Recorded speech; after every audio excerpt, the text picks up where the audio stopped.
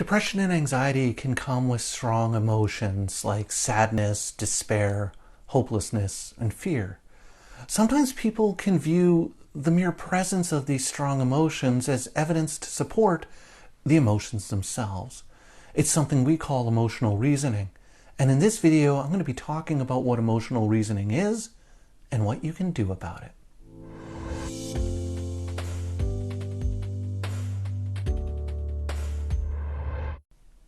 Hi everyone! In today's video, we're going to be continuing our series on cognitive biases, and today's topic is going to be emotional reasoning, which is a very common type of cognitive distortion that people will experience that tends to exacerbate anxiety and depression.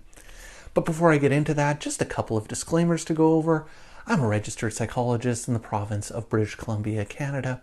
And this video is for informational purposes only. It is not intended as a substitute or replacement for advice from your doctor or mental health professional.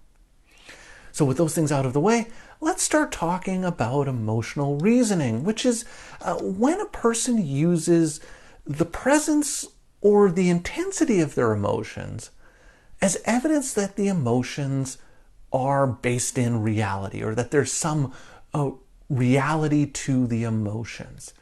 So people often perceive that they have intuition and that their emotions are telling them something and that they should listen to those emotions. And generally speaking, that's okay, but when you're talking about anxiety and depression, this tendency can lead to a lot of problems. So things like, I feel so frightened, it must mean there's something really dangerous here. Or, I feel inadequate, so I must be worthless. I feel guilty, so I must have done something wrong. The problem is, our emotions are based on interpretations of events, not events themselves. And so if our interpretation is wrong, I'll experience an emotion that doesn't really match the situation, an emotion that is inappropriate or inconsistent with what's actually going on. So I can end up being extremely anxious in a situation that's perfectly safe. So imagine myself in a movie theater and I'm watching a horror movie and a really intense scene in the movie, a guy jumps out of a shower with a big knife and I react. My heart's racing, my hands are sweaty, I feel terrified. So I feel extremely anxious, but I'm in a big comfy chair in a big theater with lots of people. I've got popcorn in my lap. There's nothing to be afraid of. There's no danger. So the emotion is inconsistent with what's actually happening in the situation. Some other examples is I can feel completely hopeless at times when there's much to feel hopeful about. I can be extremely angry at somebody, even though they haven't done anything wrong. You tend to see this a lot in marriages. Jealousy provides a really good example for how emotional reasoning works. Now, most of us at some point have known someone, maybe even ourselves, who's been extremely jealous or suspicious that maybe their partner was cheating on them. And they have this feeling despite a lot of evidence to the contrary. But in a situation like that, because I feel the jealousy so intensely, I can interpret that something has to be going on, something has to be taking place, or I wouldn't be feeling this way. So then what happens is I start to behave in a jealous way towards my partner. Maybe I start to check her phone to see messages, or I ask her where she's going, or check in on her in the middle of the day.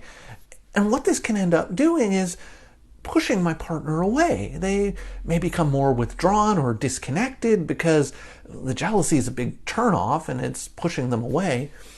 But as they withdraw and become more disconnected, it makes me feel that something's wrong, and that just reinforces my jealousy. And so what ends up happening is the jealousy becomes this self-perpetuating cycle. And it's all based on this sense that I feel jealous, so there must be a reason for me to feel that way.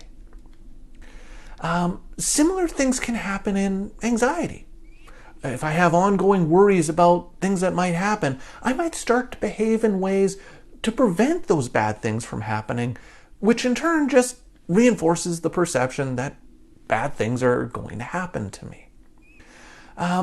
It can also happen in depression, where I can have ongoing feelings of hopelessness, and if I feel hopeless, I can feel like a failure before I've even started working on a goal.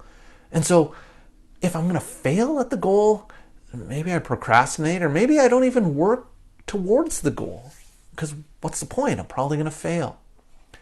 And this can lead to even greater hopelessness, because I feel that change isn't even possible, even if I were to try.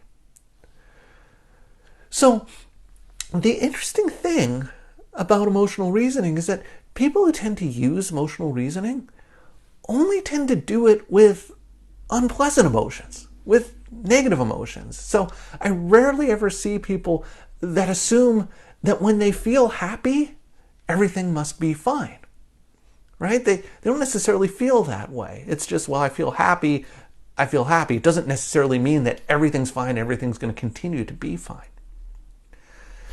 So emotional reason can be this really kind of challenging pitfall that people can get into if they engage in emotional reasoning a lot. So the question becomes, how do you manage emotional reasoning?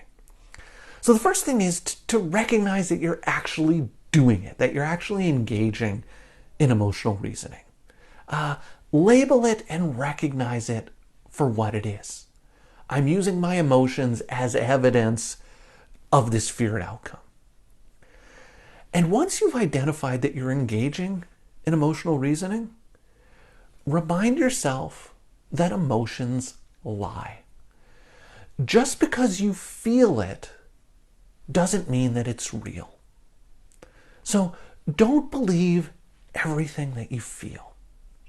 Look for evidence that might support your emotions. I'm not saying, kind of cover your ears, close your eyes, and just imagine everything's going to turn out well. But the idea is, look for evidence that may support your anxiety feelings or your depression feelings. But equally as important, look for any evidence that doesn't support how you feel. And in this way, what you're doing is you're allowing your emotions to be based on what's actually happening, rather than your emotions to be based on the fact that you're having those emotions. So I hope that makes sense. I hope that gives you a better sense of emotional reasoning and how emotional reasoning can get a person into trouble with anxiety and depression. I'd love to hear your thoughts or ideas or questions about this, so please leave me some comments in the comments section down below. If you've been enjoying my videos and would like to see more, please hit that subscribe button and notification bell, and you'll be alerted every week when I post a new video.